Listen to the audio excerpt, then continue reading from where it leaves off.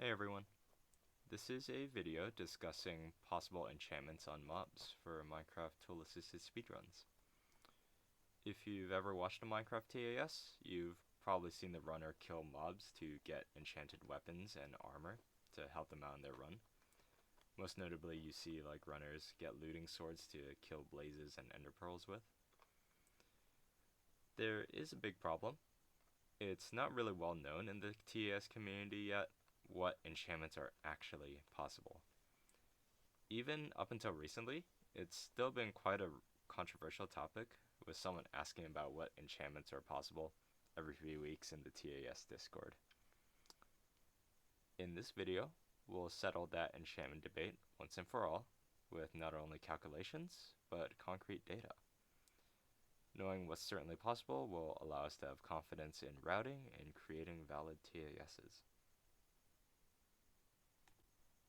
Okay, so to begin understanding how enchantments on mob gear works, we'll need to first discuss what level their gear is enchanted with.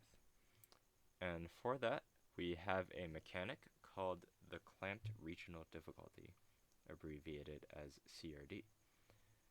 This is a value that can be found in the F3 menu, and that's a little snippet of it. And let's discuss what it is. So the value of CRD is a value that tells how difficult your current loaded chunks are. So like the higher it is, the more difficult stuff will happen. For example, how likely zombies are to break down your doors, or what potion effects a spider has, or in our particular case that we care about, how good an enchantment is on a mob.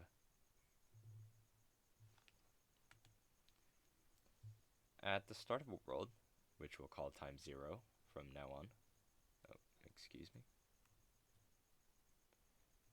the value of CRD is 0.125 on hard difficulty, and it slowly increases with time. And we want to see what enchantment level is possible at that initial 0.125 value. I'm sorry, I don't know why it keeps disappearing, but I think you had time to read all it. And although CRD increases with time, it increases so slowly that it really doesn't matter within any reasonable time frame of a TAS. Okay.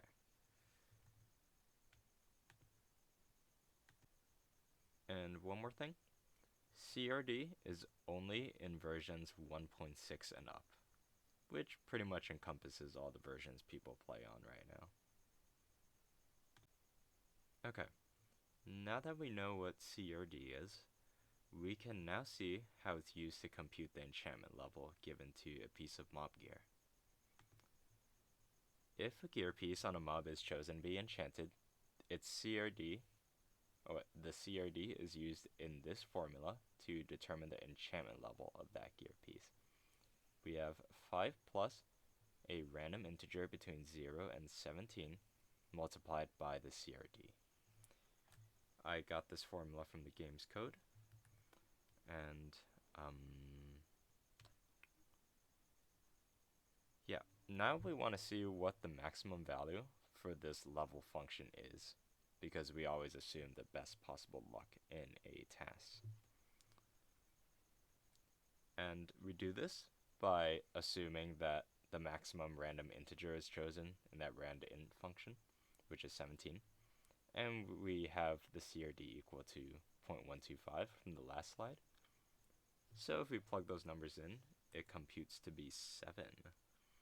So now we actually have it. 7 is the highest level for an enchanted piece of mob gear at the beginning of a world on hard mode. And this is one of the most controversial questions in enchantments about what the highest level enchantment level is on mobs. There's other numbers discussed like 14 or 19 or 22 or 23. Though, I am confident that those are incorrect because of this calculation and also by the experimental data that I'll be showing later. Right, so now we have a main question to settle. What are the best possible enchantments for gear at level 7? Okay, so to answer that question, we conducted an experiment. The experiment's pretty simple. We just spawned a bunch of mobs that had enchanted gear while the CRD was kept constant at 0.125, and then we used commands to print their enchantments to the chat. In more precise Minecraft command terms, we have this little pseudocode below. In each tick or unit of game time, we use /summon to summon the desired mob. We use tell raw to print the enchantments to the chat, and then we /kill the mob. And we did this for several million mobs. Right. What else? Oh yeah, we also modded the game we actually included some small mods to the game to make the experiment go significantly faster. We changed the CRD to always be 0.125 and never increase so that we can keep the simulation at time 0. And we also set the mobs to always spawn with enchanted armor and weapons rather than whatever percentage chance that's normal for them. These mods were pretty minor, so it was easy to not mess up anything important. So we're pretty confident in our results, that they're correct. Okay. And next up, we have a clip of said experiment. We just have a bunch of zombified piglins being spawned in per tick. We grab their enchantments to print to the chat, which is not visible right now. And then we kill the zombified piglin a tick later.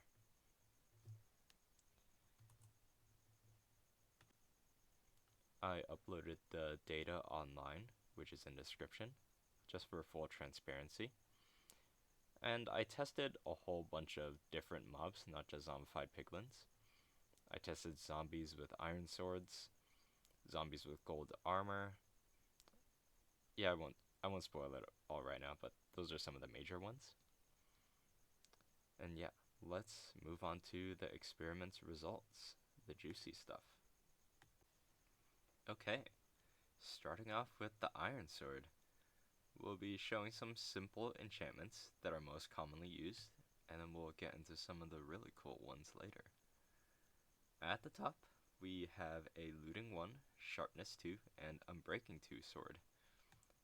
And all the other swords below are similar, just with smite 2 and bane of arthropods 2. We killed millions of zombies to get these, and these are the highest levels that we got. It's actually pretty rare to get all these 3 enchants on one sword, but nevertheless, it is possible. And if you look to the right of the slide, we plugged in level 7 into an enchantment calculator to see if our results hold up. And indeed they do. The output of the calculator for level 7 shows us the same enchantments that we got in our experiment. And this pretty much proves our hypothesis earlier, that level 7 is the maximum enchantment level that's possible on mobs. So if you're still holding on to level 14 or 19 or anything else, I hope this evidence convinces you further. And if not, I would love to hear any objections in the comments. One thing that I want to point out before moving on, though, is the absence of looting 2 or looting 3. Unfortunately, these swords are not possible. We did some computations and we concluded that it wasn't possible, and the calculator also verifies this. It doesn't list looting 2 as an option at all. We'll be discussing some of the mechanics behind proving that looting 2 is impossible later on. Okay, but even with that unfortunate case, I think you'll still be pleasantly surprised for what's coming up next. So, I did say we were going to see some cool stuff. Here we have a 5 enchant iron sword with a bunch of stuff on it. We have knockback 1, sharpness 2, unbreaking 2, fire aspect 1, and looting 1 just to top it all off. And to the right, you can see me and Magnitude's reactions to this. And, yeah, we were very surprised.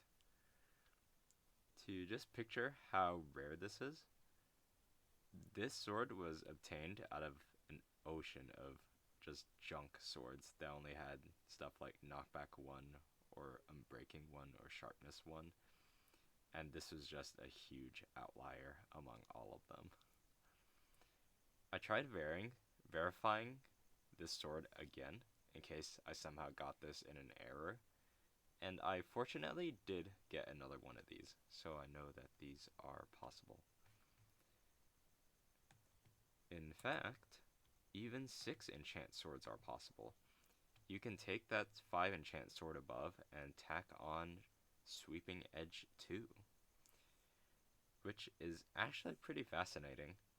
The enchant algorithm does allow for this many enchants, even when the enchantment level is only 7.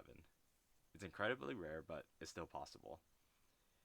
And to give an idea of how rare it is, Emma also did the experiment herself, and she only got one of these 6 enchant swords in about 100 million enchanted iron swords, and I also got a similar rarity.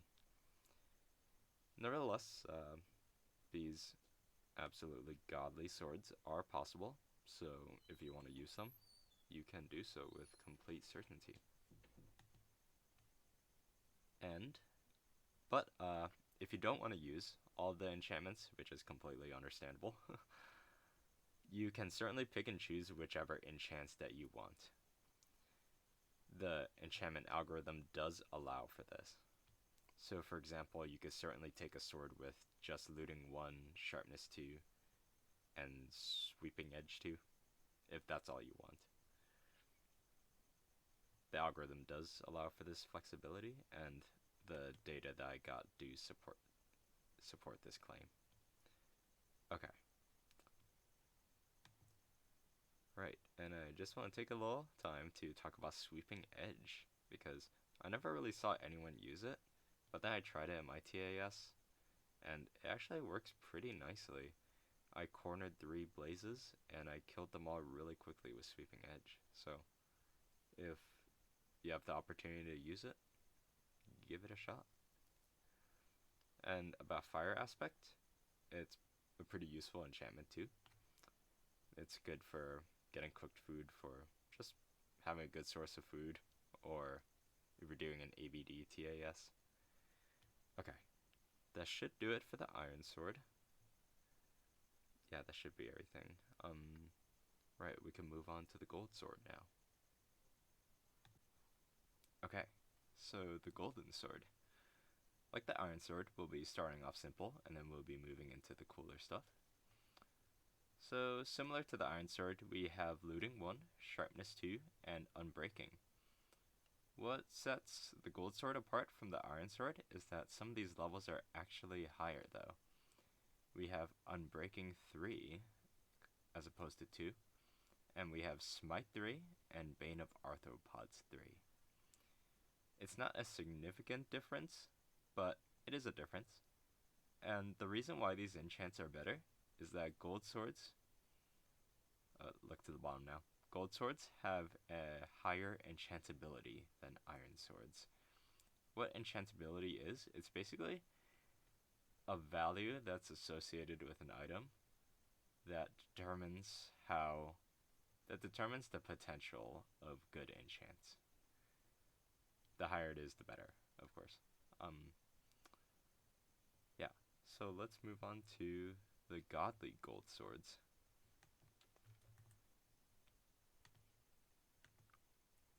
Okay, as with the iron sword, we have these absolutely stacked gold swords with every enchantment. 6 enchantments again. Looting 2 is unfortunately still not possible, even with the higher enchantability of gold swords, unfortunately. But we can still have these awesome 6 enchant swords.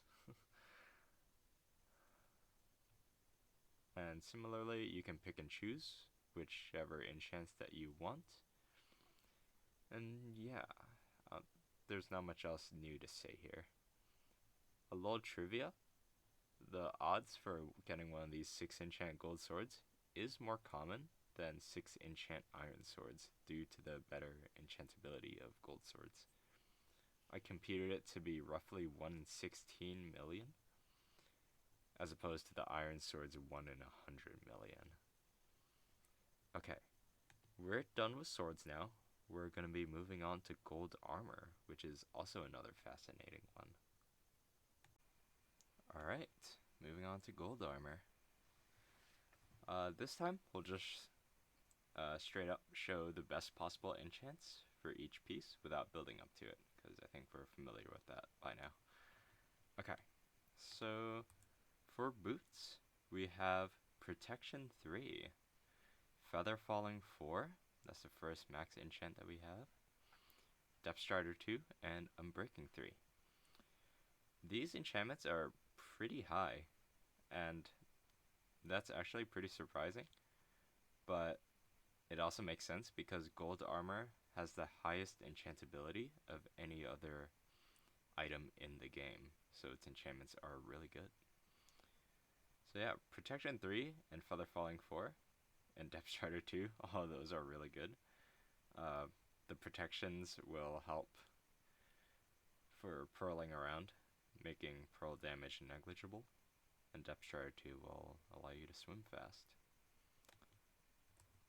For leggings, it's, compared to boots, it's pretty bare, as there's no specific enchants, only for leggings.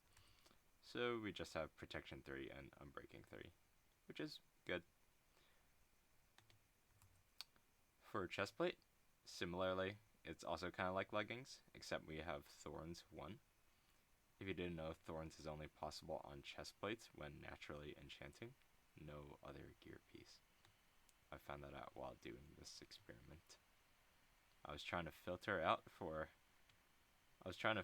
Thorns on the other gear pieces, and I was just getting 0 hits, and I just couldn't figure out why. And then I read on the wiki, Thorns is not possible on non-chestplate pieces through natural enchanting. Okay, and lastly for the helmet, we have Protection 3, Aqua Affinity, Respiration 2, and Unbreaking 3. And all the Protection 3 equipment can be substituted with either Fire Protection 2, Blast Protection 3, or Projectile Protection 4. So yeah, you can actually get a zombie with all of these gear pieces with full gold armor, all enchanted with good enchants at the start of a world. So if you need good armor for whatever reason, you could use this avenue. Okay, that's pretty much all the common gear people use for TASs. Iron swords, golden armor. We'll be heading into more uncommon territory now with the less common gear. We have the iron shovel dropped by zombies. The best efficiency is 2, and we can also afford Silk Touch and Fortune 1. You could use this to get blocks for movement, or maybe do some creative strats with Silk Touch. Unfortunately, efficiency 2 is not high enough to insta-mine dirt or sand, but still efficiency 2 still isn't terrible. Next, we actually have diamond armor. You probably weren't expecting this, as you just don't ever see diamond armor in TASs, but yes, I verified in the code that mobs can indeed spawn with full diamond armor at the start of a world. It's just really, really unlikely. If I recall correctly, I think the chance of it having at least one diamond armor piece is like 0.004 or something. You can read through the enchants if you want. They're slightly less powerful than gold armor. They're still not terrible. I won't narrate this one for too much, as I feel the more interesting thing here is the diamond armor itself. You could probably like do some full netherite speedruns without having to mine diamonds, or speedrun a full set of OP armor, or just be well protected with diamond armor. Okay, here are the enchantments for the projectile weapons. For the trident, we unfortunately only have Impaling 2 as the only significant enchantment. There's no fun stuff like channeling, Riptide, or loyalty. I'm sorry, Andraf, the truth hurts. For the bow, we have Power 1, Crossbow Piercing 1, and the Fishing Rod Unbreaking 1. These enchants are a little disappointing. These enchants are so low because the enchantability of each of these items is literally 1, which is the lowest an item can have. It's kind of disappointing, but hey, at least we know what's possible and what's not possible. But as we'll see soon, I think in 2 more slides, there'll be plenty of other ways to obtain enchantments that are not possible through natural mob generation. Okay, and that's it for the enchantments. We covered quite a lot of information, so let's just take a moment to recap it. Mob gear is enchanted with a max level of 7 at the start of a world on hard difficulty. We experimentally verify theoretical results and calculator results for what enchantments were possible. And super stacked swords and armor are possible, and you can pick and choose which enchants you desire. I put a link in the description where you can read more technical info about how eligible enchants and the number of enchants are determined, if you're into that. In it, I also include the proof that looting 2 is not possible, and more generally, how to determine whether a given enchant is possible or not. Right, and that's it for enchants. Sorry, that's actually not it for enchants yet. I need to discuss other ways besides mob generation to get enchants. Some of these are actually pretty novel and interesting, and I'd love to see someone try it in a TAS. So, first method is open water fishing for enchanted books. Enchanted books are actually part of the loot table for fishing, and you can get literally any enchantment, including treasure enchantments like Frostwalker. The challenging part is getting an anvil to apply the books onto a gear piece, but it's possible, maybe with like several buried treasure or shipwrecks or something. Second method is trading with or killing a librarian or toolsmith or armorsmith. Librarian books, as many know, can be enchanted with literally anything, including treasure enchants. And toolsmiths and armorsmiths can actually enchant their equipment up to level 19, which is significantly higher than natural mob generation. You can use the calculator in the description to see what's possible at this level. Regarding killing villagers, which is what you may be wondering about, there's actually a mechanic of villagers that if you hold an emerald in front of them, like in the picture at the bottom right, they will hold up one of the items that they're selling. And if you kill them while they are holding this item, there's an 8.5% chance that they drop it. This is actually easier said than done, as they put the item away if you hit them, but I don't know, get creative. The third method is natural chest loot, pretty self-explanatory. Fourth method, the most common sense method, just enchant it, forehead. Maybe if you pull some obby or diamonds from a blacksmith, this could be feasible. And lastly, the fifth method, you could anvil gear gear pieces that you get from mobs together. Again, the hard part is getting iron for an anvil, but this would make looting 2 and 3 possible if you combine swords. My personal favorites are the first two methods, as they're the most accessible and fun to do. And that's it for mob enchantments. I would like to, before I end, thank some people that helped with my investigation. Magnitude for doing calculations on Enchantment Mechanics, which I cross-checked my work with, and helping me verify some of my code modifications. And Emma for doing the experiment herself, which verifies some of my results. In fact, Emma did the experiment in a way thousands times faster than what I did, but in the end we got the same results, so it's all good. Okay, thank you so much for watching. If you enjoyed or learned something new about enchantments, please consider liking and subscribing, and good luck in making your tasks.